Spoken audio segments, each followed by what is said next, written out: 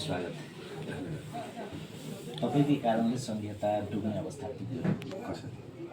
अहिले संविधान असंवैधानिक रूपमा मुख्यमन्त्रीको नियुक्ति हुनुभयो, प्रदेश प्रमुखलाई दबाब दिएर तपाईँले तपाईँलाई लाग्यो मलाई भन्दा पनि आम जनताको आरोप छ। आम जनता कसरी अहिलेको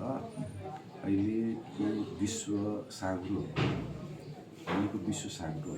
हामी सातसम्म पाएको समाचार फेरि एकछिन थाहा पाउँछौँ। हामीले अहिलेसम्म गरेको अभ्यास संविधानको सर्वोच्चताको आधारमा गरेर त्यसो कारणले जुन तपाईँको पहिलाको मुख्यमन्त्री सतीश कुमार सिंहले जुन विश्वासको मतको लागि जुन सदन बोलाउनु भएको थियो, प्रदेशको सभामुखीलाई विश्वासको मत दिने वातावरण बनाइदिनु पऱ्यो। त्यो दिन उहाँ सदनमा आइसकेपछि, हामी पनि गइसकेपछि सदनमा जब आम राजनीतिक दलहरूलाई र 107 जनै मान्यहरूलाई, प्रदेश सभाका सदस्यज्यूहरूलाई जुन प्रदेश सरकारको तर्फबाट, मुख्यमन्त्रीज्यूको तर्फबाट जुन आह्वान हुन्छ नि, मलाई विश्वासको मत दिनुहोस्, त्यो उहाँले भन्नु भएन। किन भन्दाखेरि सदनमा त्यो अवस्था थिएन र उहाँले विश्वासको मत माग्ने जाने बेलामा मलाई विश्वासको मत पाउने अवस्था छैन, त्यही म राजीनामा दिन्छु। राजीनामा दिइसकेपछि त त्यसमा तपाईँको चाहिँ थप कुनै राजनीतिक दलले बोल्न आवश्यकता भएन। उहाँको राजीनामा त्यस्तो अहिले कार्तिकको 22 गते हजुरको मान्य जितेन्द्र सोनालले प्रदेश प्रमुख प्रदेशको सभामुखज्यूलाई पत्र पठाउनु भएको छ। कार्तिकको 22 गते मलाई विश्वासको मत दिनको निम्ति सदन आह्वान गरिदिनु पर्यो, बोलाइदिनु। प्रदेशको मान्य सभामुखज्यूले सदन बोलाउनु, सदनमा हामी बस्यौँ। अनि तपाईँको कार्यसूचीमा प्रवेश गराउनुभयो सभामुखज्यूले। प्रवेश गराइसकेपछि माननीय मुख्यमन्त्री जितेन्द्र सोनालजीले विश्वासको मत माग्नु, सबै राजनीतिक दललाई सम्बोधन गर्नु, त्यसपछि सबै मानिसलाई सम्बोधन गर्नु भइसकेपछि अब त के रह्यो भने दलको बोल्ने पाल भयो। सबैभन्दा ठुलो दल नेकपा एमाले छ। एमालेको तर्फबाट मान्य हरिनारायण महतो प्रमुख सचिवजीले बोल्नु, दलको निर्णय जे थियो यसपालि हामी प्रमुख प्रतिपक्षी दलको रूपमा बसेर काम गर्ने भन्ने उहाँले लाइन पढ्नु पुरा निर्णय सुनाउनु। नेपाली कङ्ग्रेसको तर्फबाट उहाँको प्रमुख सचेतक कुमार कान्त झाले बोल्नु, उहाँले पनि हामी के विश्वासको मतको विपक्षमा बस्छु भन्नुभयो। त्यसपछि जसपा नेपालको तर्फबाट पूर्व मुख्यमन्त्री लालबाबु राउतले बोल्नुभयो, उहाँ पक्षमा भन्नुभयो, उहाँको भोट 18 छ होइन।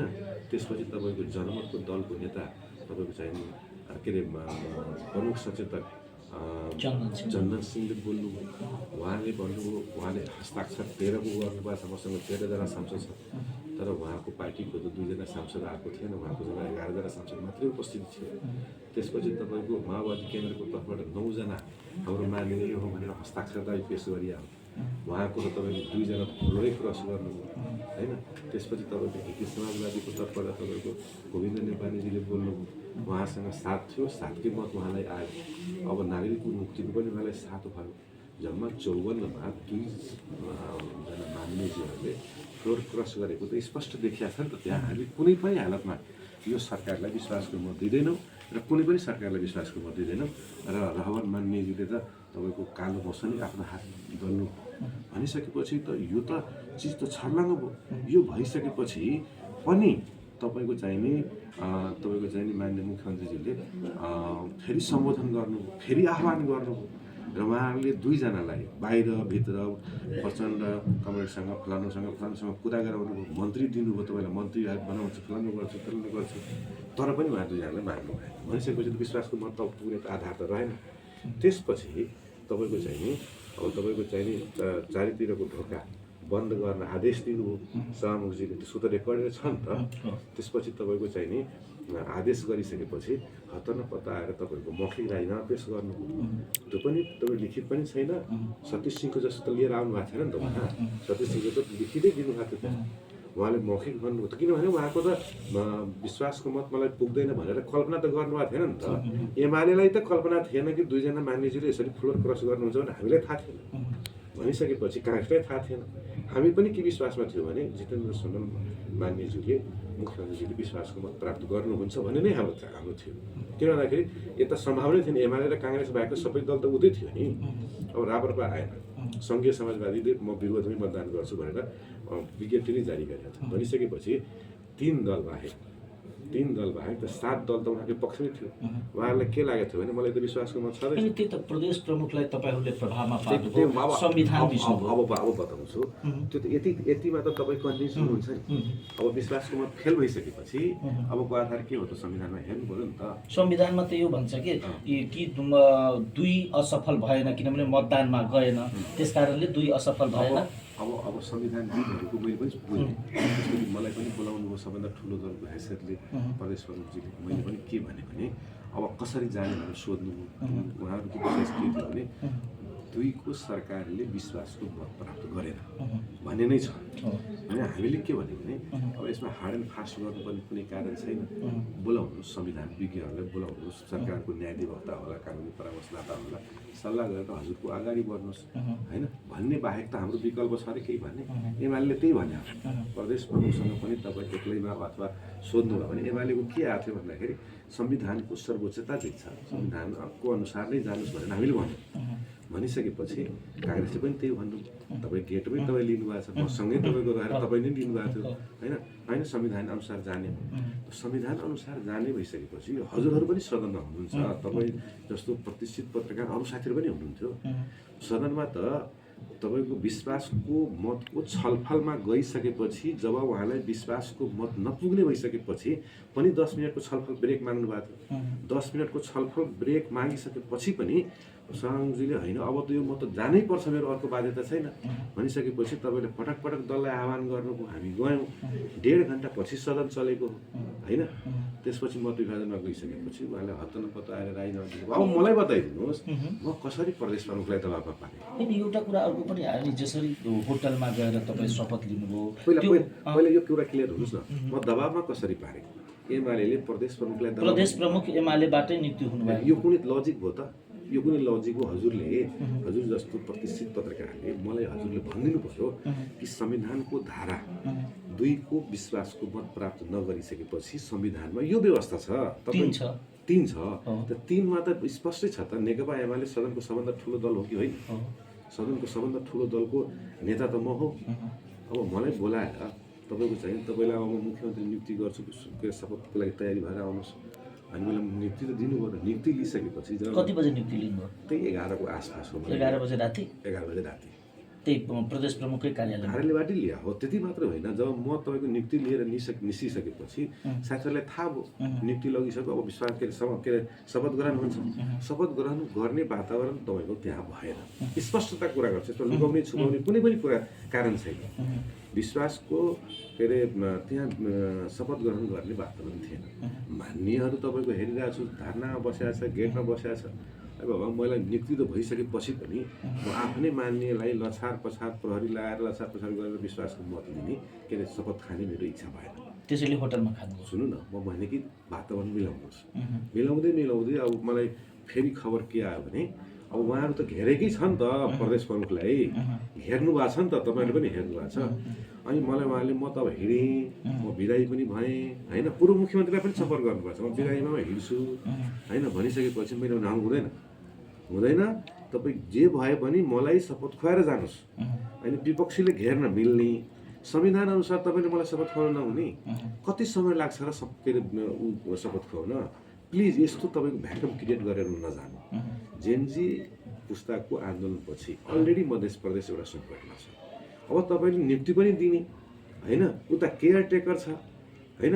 अनि कन्फर्म जबसम्म म तपाईँको शपथ खाँदिनँ तबसम्म मेरो पद एक्टिभ हुँदैन, म हजुरलाई जान दिन्न भनेर मैले पनि भने होइन। अनि होइन भएन नि, बिरामी मान्छेलाई सबैले अप्ठ्यारोमा पार्ने भने तपाईँ जहाँ हुनुहुन्छ त्यही बेला शपथ खाइदिनु पऱ्यो। त्यति हतार किन थियो त? हतार किन हुँदैन? डे बाई डे नयाँ षड्यन्त्र भइरहेछ नि त। म कसले गर्दैछ?